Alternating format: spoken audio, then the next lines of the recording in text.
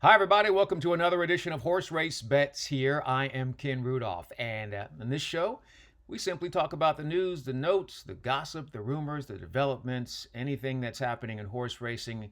And we filter it through my 25 years of experience, giving my perspective to help you maybe understand it a little bit better or deal with it a little bit better. And maybe that will lead to you making money a little bit easier and in more copious amounts. So we get down to business here because there's a lot always happening, especially when you get to the beginning of the year. We're in January right now, and they had a really incredible card of action with the Pegasus World Cup. That was Saturday at Gulfstream Park down in Florida. It was a really great day of racing.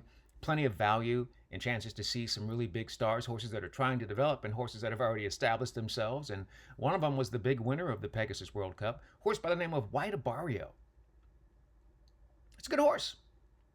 It's a damn good horse. He blew my top selection. Locked. He blew Locked off the track. Lock was a distant second in this race. White Barrio was absolutely much the best on this particular day. But one of the things about big racing days is they try to do everything in one day. And it's not a bad approach, right? They try to make it a huge promotional event. First thing they have to do, serve their horsemen and the bettors. So there are plenty of great races with really nice stakes and purses available there so they can win some money and continue to fuel that entire endeavor because, trust me, owning horses and running a barn is extremely expensive. So you have to win races in order to kind of stay in business. So they provide the horsemen with plenty of opportunity to make money, right? Which in turn also provides the bettors with plenty of opportunity to make some money. A friend of mine played a $24 pick three. That means it's like a 3-race parlay, 3 in a row. $24 is what it cost him. It paid back more than $1,750. That's the beauty of horse racing, is you can just bet a little bit, win a whole lot, and you don't have to wait 3 hours to find out the result. It happens in a span of about 90 minutes, if sometimes even less than that. So it's a pretty great endeavor. But here's the thing about horse racing is they have these huge promotional events and they have guest stars and things like that. And one of the things that struck me is I saw a picture on social media. I was like, what? And it was Mike Tyson. Mike Tyson was the special guest there doing the riders up call so the horses can go to their mounts, get a leg up, and get ready to go out to the post parade so everybody can see the horses and the rider. And I just felt like the response to Mike Tyson was kind of muted. Like they weren't really as excited as I thought that they should be. Man, it's Mike Tyson. Come on.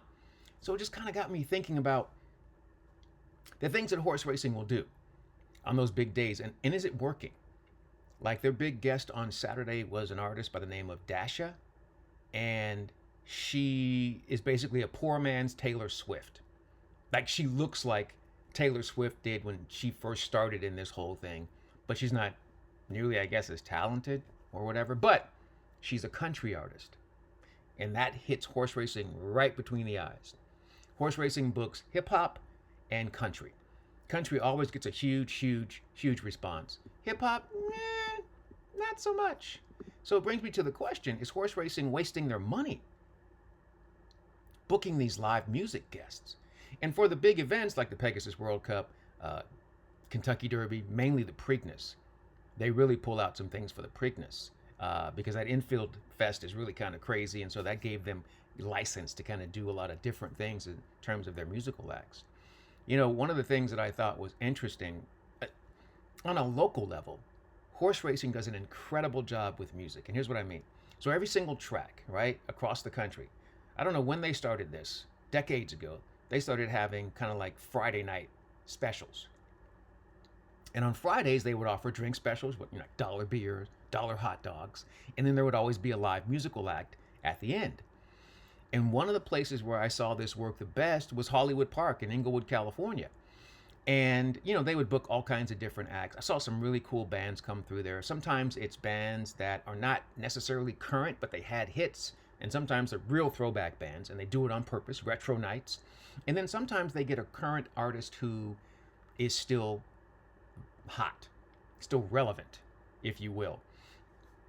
So, some of the bands that I saw that had hits but probably weren't still hot at that time. I saw a band named Alien Ant Farm. If you know who that is, they did a great version of Michael Jackson's Smooth Criminal. Great cover. They were really nice guys. Arrested Development came through. And so my job was to interview these bands as they came to Hollywood Park. And we were doing the horse racing show on Fox Sports West that would be on in the evening. So I would take time, come early, do a little interview with the band. We would run that in between races on television and then play little snippets from the band's performances during the break and stuff like that. So it was really cool. And I thought I did a great job of helping the local track make some money. Like one of the best concerts I ever saw at Hollywood Park, Shaka Khan. Shaka Khan. Shaka Khan. Yeah, Shaka Khan was at Hollywood Park, and it was about 10,000 people on track, and it was really, really incredible. Great energy. There was a night, one of the coolest nights ever, and I happened to miss it, but all my friends made sure that they told me. So my job was to do all the band interviews, and so the schedules were out way in advance. And so Sheila E. had already performed during the schedule, and so I had a chance to interview Sheila E. and her band, and that was so much fun. But then there was a separate side group by the name of Girl Brothers. And Girl Brothers featured Wendy and Lisa from Prince and the Revolution and Sheila E. And they were in a band together. And they came to perform at Hollywood Park. And this is the one night that I missed because I was so sick that week. I got sick on like Wednesday. And I'm like, oh, I'll be fine by Friday night. Man, by the time I got to Friday afternoon rather, I was done. So I had to call and cancel the interview. I did not have a chance, and I loved Wendy and Lisa, by the way. I thought I was going to marry Wendy until I found out she was not on my team, if you know what I mean. But I wanted to go there, interview them, and so I missed it.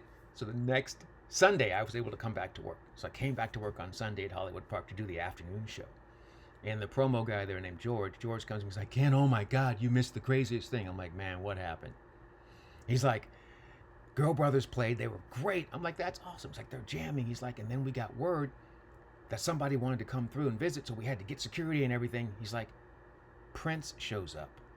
He's in his limousine in the parking lot at Hollywood Park. I'm like, man.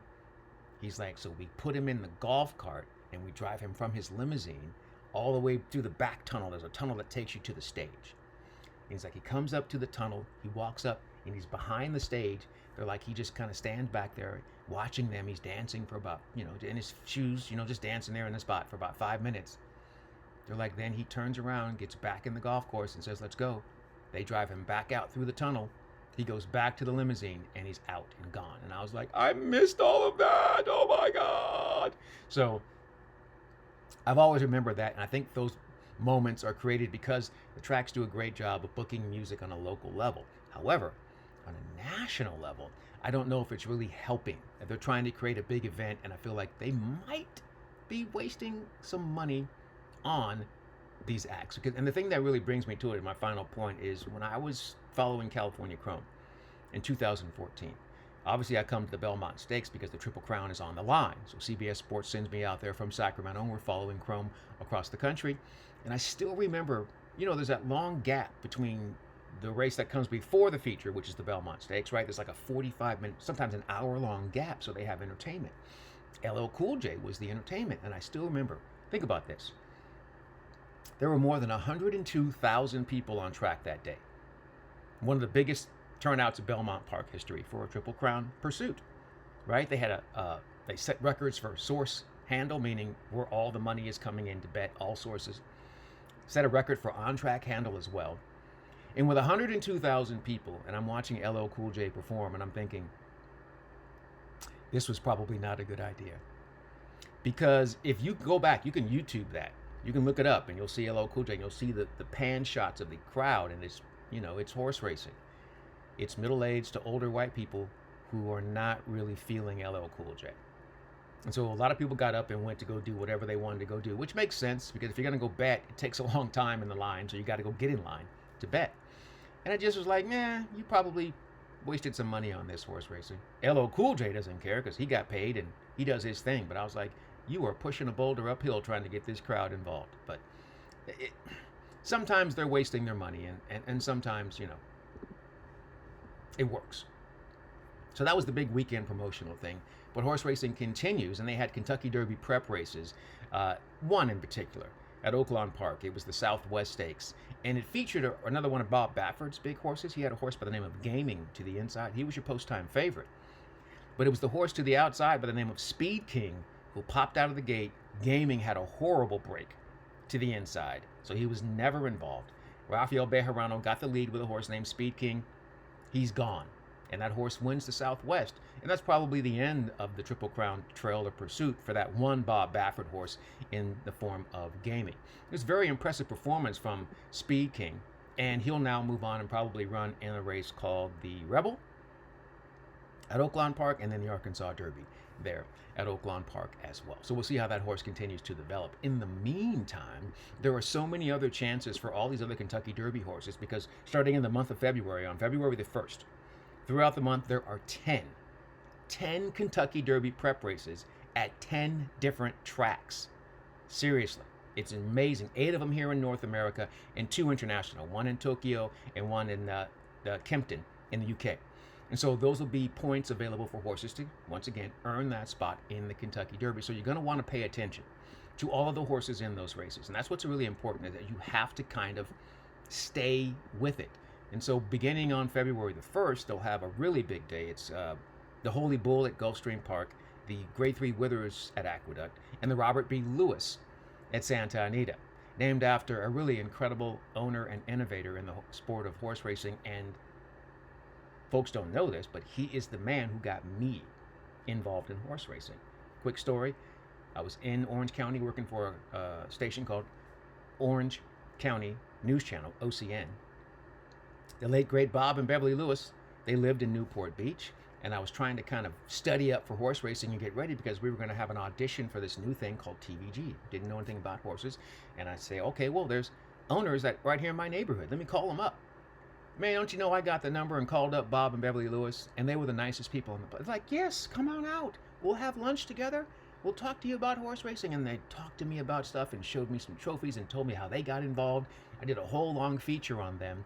That got me kind of indoctrinated and kind of into learning about horse racing. And they were extremely generous and gracious to me the entire time. Wonderful people. So that's why that race is named after them. And of course, Bob Baffert will have horses in that race. So with all those Derby preps coming up, and you just heard me talk about Bob Baffert's horse getting crushed in the Southwest. Does that matter? No, because Bob Baffert is still loaded. He doesn't come to the Kentucky Derby like other connections with one horse. Man, he's got a whole stable full. So he's going to continue. We'll take a look at what he has coming up next. Barnes is the big $3.2 million purchase that's running again. Citizen Bull is the big Breeders' Cup Juvenile winner. Getaway Car, I do believe, ran 4th in that particular race. Madaket Road is a horse that's improving. You have Rodriguez and Romanesque. And so you have to keep an eye on all of Bob's horses, because at any point, one of them can kind of pop and jump to the forefront and be the horse that you're like, okay, this is the horse that we have to deal with now.